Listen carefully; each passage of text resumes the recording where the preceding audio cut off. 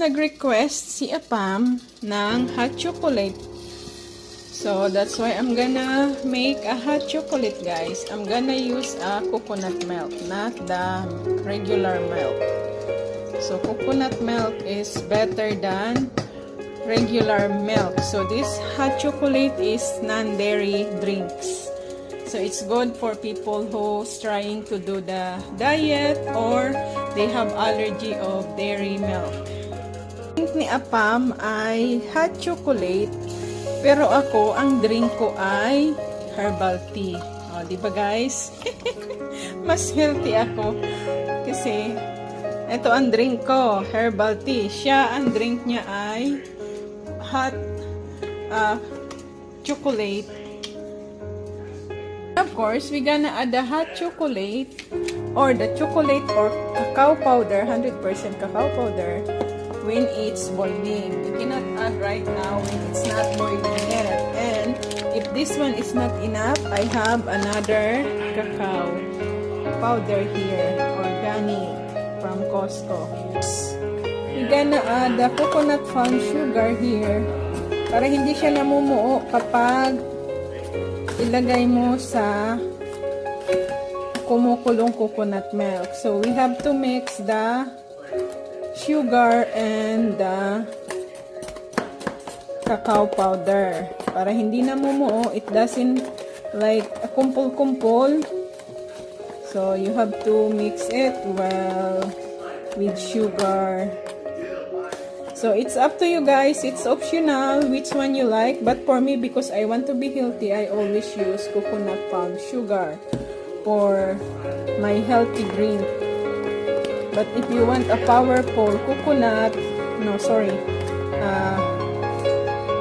chocolate, hot chocolate, the most powerful that can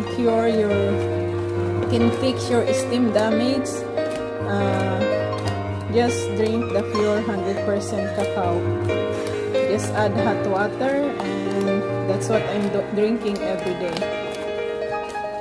So, but today, because we're making this, so I didn't drink that one. So, after I drink my herbal tea, I'm gonna drink also the hot chocolate. That's one of my favorite drink too. Umikot na lang umikot. Ayan, mix na siyang mabuti, guys. So, you have to mix well the sugar and the cacao powder so it doesn't stick together when you put on that boiling coconut milk. We have to wait until now the coconut milk is boiling already. So let's add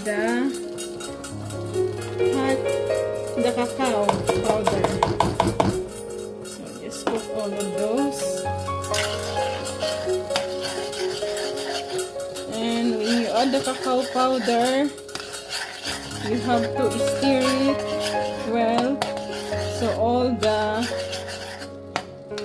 powder doesn't become stick together. So it's gonna separate from each other.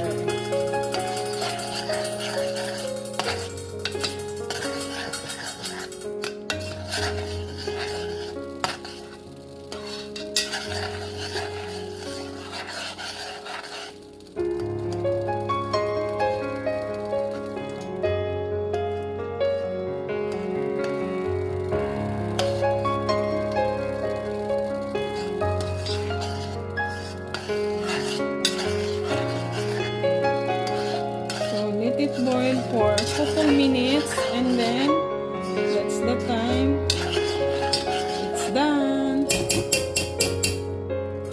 We put it on low heat because we are in a medium heat, so now it's low heat.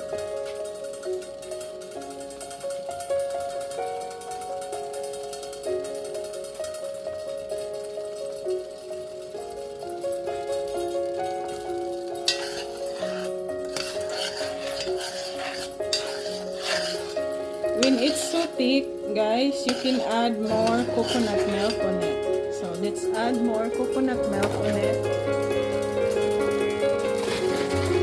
If you want a lighter one, but if you want a thick coconut, a hot chocolate,